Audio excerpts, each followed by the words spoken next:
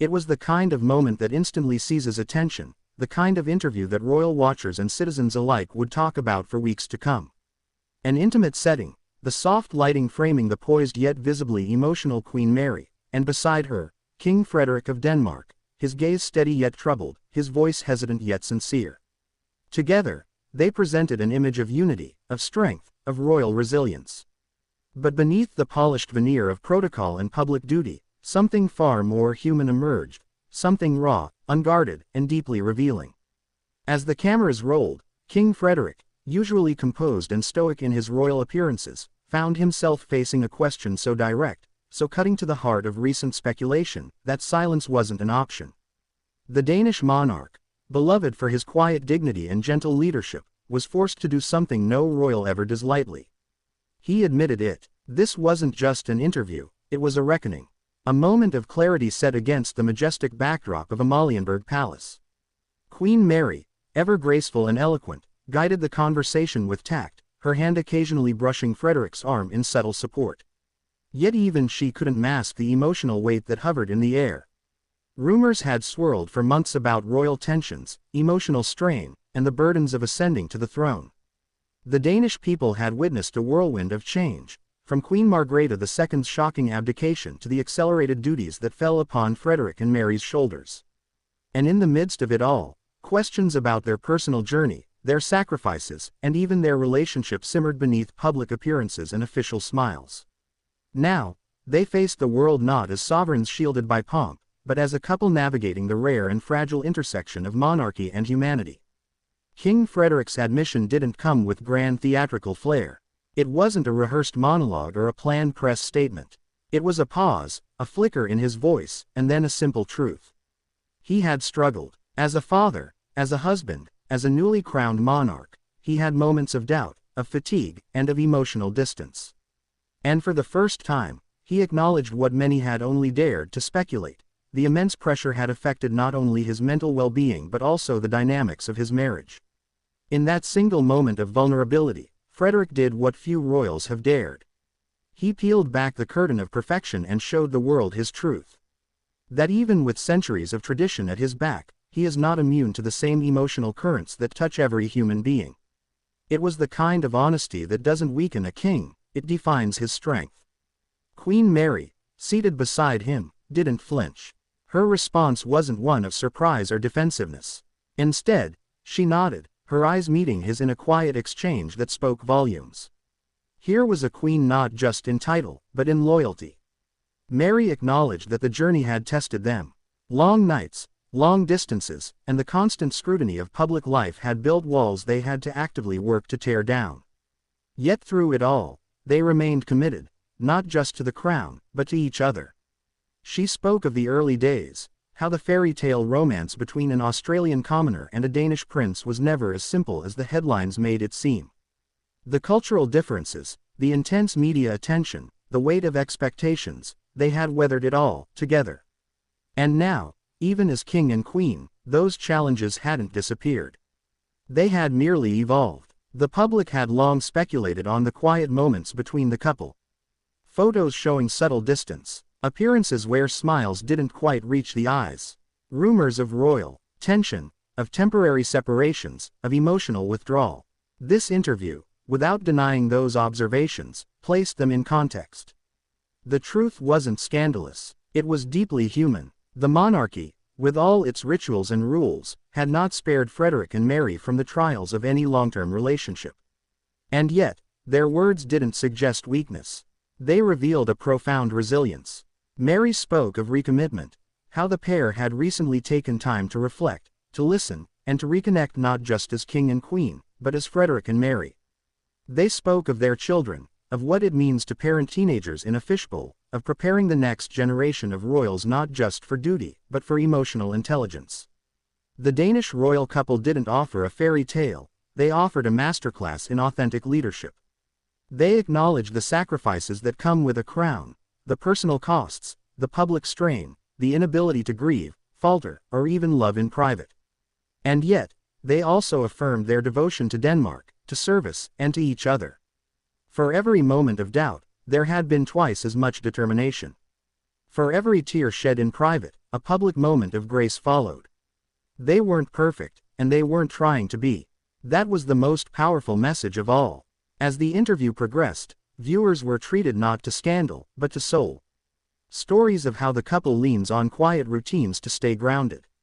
Evening walks around the palace grounds. Notes left for each other between engagements. Laughter over breakfast when the cameras are gone. These glimpses didn't diminish their mystique, they enriched it. Suddenly, the Danish monarchy wasn't just an institution, it was a living, breathing relationship. King Frederik's most poignant words came near the end of the interview. His voice steady, yet shadowed by emotion, he said, "There are moments where I have felt alone, even surrounded by people. That is something I had to admit, to myself, and to Mary. But I also found strength in that honesty. Because it reminded me of why I chose this path. And of who chose it with me." Queen Mary's hand found his then, a silent affirmation. They had walked through fire, and rather than emerge unscathed, they emerged stronger for the scars. This was not merely a royal interview, it was a redefinition of modern monarchy. A king unafraid to speak of emotional burdens. A queen courageous enough to stand beside him in silence and in storms. Together, they reminded the world that royalty isn't about perfection. It's about perseverance. The Danish people, and indeed viewers around the world, responded with an outpouring of empathy. Social media lit up with messages of support, praise for their honesty, and reflections on how even monarchs walk roads of emotional complexity. Analysts remarked on how the interview could mark a new chapter in how royal families communicate with the public, choosing transparency over tradition, connection over convention. And now, as Denmark looks to the future with King Frederik and Queen Mary at the helm, the bond they've shown becomes more than a headline, it becomes a symbol. A symbol that vulnerability is not a flaw but a strength. That even kings must sometimes admit when they are hurting. And that true royalty is found not in silence, but in truth. And so, in the wake of their vulnerable revelations, King Frederik and Queen Mary stood not diminished, but elevated in the eyes of their people. They weren't just monarchs of Denmark anymore, they had become something even more rare and precious in the modern world, relatable symbols of emotional truth wrapped in royal dignity. The interview did not merely shift public perception, it redefined the boundaries of monarchy itself. What the world witnessed wasn't a media strategy or a calculated PR move. It was a moment of raw authenticity that would ripple far beyond the walls of Amalienborg Palace. As the footage continued to air across Europe and beyond, reactions poured in from citizens, world leaders, and royal commentators alike. People were struck by how unfiltered the conversation felt, how even with centuries of royal protocol behind them, Frederik and Mary allowed their vulnerability to take center stage. This kind of honesty was unprecedented in Danish royal history. Not since Queen Margrethe's own early struggles as monarch had the nation heard a reigning royal speak so openly about inner conflict and personal sacrifice. But even Margrethe, known for her candid personality and artistic soul, rarely let the public glimpse behind the veil of the monarchy as Frederik and Mary had just done. Commentators noted how the couple's shared presence strengthened the narrative. They weren't just speaking individually. They were presenting a united front. Two people in love, challenged by immense responsibility, navigating pressures that most could never fully comprehend. Yet in that shared vulnerability, they offered the Danish people something more valuable than perfection: hope. Hope that even in the highest offices of public life, honesty could survive. Hope that love, when nurtured even in the harshest spotlight, could endure. Hope that the next generation of royals, such as Crown Prince Christian and Princess Isabella, would grow into their roles guided by examples not of invulnerability, but of emotional authenticity and resilience. Frederik's comments about feeling isolated despite his position struck a deep chord across social media platforms. Men and women, young and old, posted in droves about how his words reflected their own experiences. The idea that even a king could feel alone resonated powerfully in a time when many feel increasingly disconnected despite living in a hyperconnected world. His honesty had the effect of collapsing the psychological distance between palace and people. In a single interview, the Danish monarchy became not just more transparent but more relevant. Meanwhile, Queen Mary's quiet but steady presence throughout the interview earned her even deeper admiration. Her ability to balance empathy with strength, composure with compassion, and royal responsibility with genuine care spoke volumes. This was not just a consort passively supporting a troubled monarch. Mary was visibly a co-leader, a partner in every sense. Her words didn't just reflect her love for Frederik, they showcased her emotional intelligence, her ability to lead with both heart and mind. She admitted to moments of doubt. She shared that there were evenings when the silence in their palace chambers felt heavier than ever. That as a mother, a wife, and a queen, she sometimes questioned whether she was enough. But rather than dwell in those shadows, Mary described how those very questions became the foundation for a deeper connection with her husband. She talked about their choice to seek help, to communicate more openly, to break down the protective walls that royalty often encourages. It was, she said, the most liberating and transformative chapter of our marriage. What Mary and Frederik demonstrated wasn't the triumph of royalty, it was the triumph of humanity within royalty. In an age where authenticity has become the true currency of leadership, the Danish royal couple delivered it in abundance. And they didn't stop at words. They made clear their intention to integrate this new level of openness into their reign. More mental health advocacy, more focus on real-world issues, more acknowledgement of the emotional and psychological dimensions of leadership. They weren't just reshaping the monarchy, they were giving it a new soul. Even within the palace, insiders revealed that the atmosphere had shifted. Courtiers described a renewed energy among staff, a sense of pride in working for a monarchy that was no longer afraid to evolve. "It's like the walls breathed," one aide anonymously shared.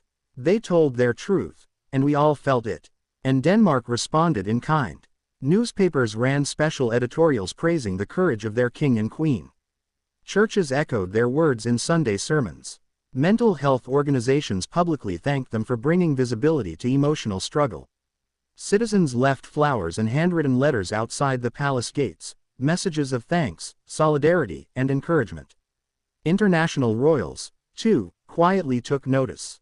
Behind closed doors in European courts, comparisons were drawn between the Danish couple's brave openness and the more traditional silence maintained by other monarchies.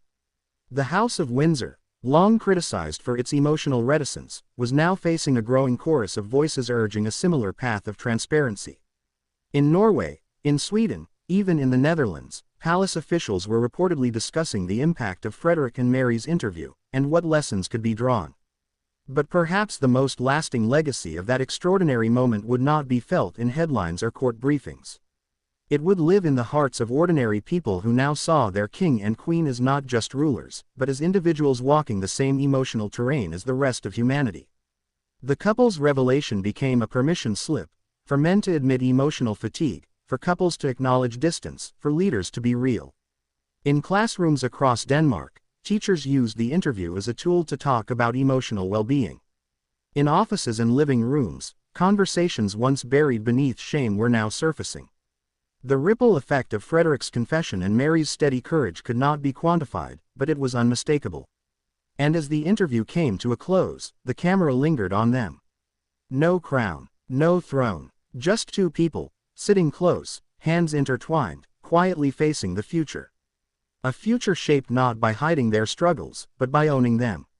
This was a turning point.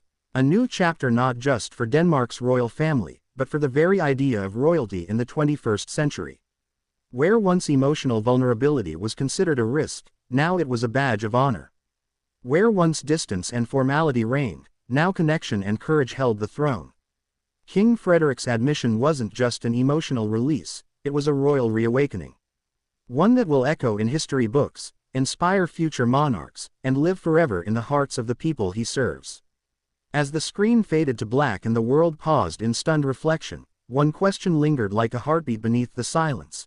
In an age where authenticity is rare and courage often concealed, can a monarchy built on honesty become the most powerful symbol of all?